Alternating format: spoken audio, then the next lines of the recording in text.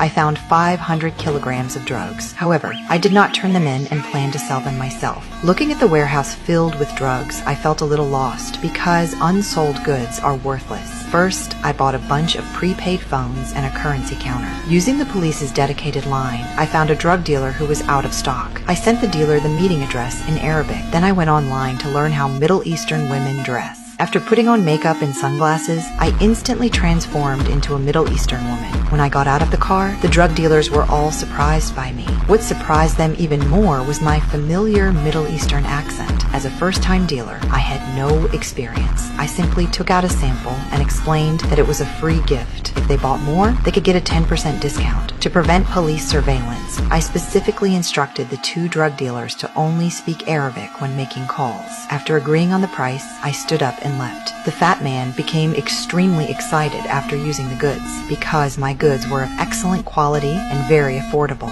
Hearing that the drug dealers were extremely satisfied with the goods, I dragged a bag of drugs to the second transaction. I calmly hailed a taxi. After communicating with the driver, we headed to the transaction location. I knew the most dangerous place was the safest, so I chose the prison entrance as the transaction location. After the transaction was successful, my use of a money counting machine left the drug dealers speechless because they had never seen such a professional drug lord. Finally, it was the drug dealer's turn to inspect the goods, but they discovered an extra portion of drugs in the bag. When questioned, I calmly stated that the extra amount was a gift. Just then, a police car drove by. One of the drug dealers quickly zipped up the bag. Only I remained calm, greeting the police. My composed demeanor once again impressed the drug dealers. From then on, my quality of life improved dramatically as more transactions took place. The police began to notice that a new type of drug was flooding Paris. According to intelligence, they learned that all these drugs came from a Middle Eastern woman. Facing my colleagues who were seriously investigating the case, I remained very calm because they didn't know that I was the drug lord himself.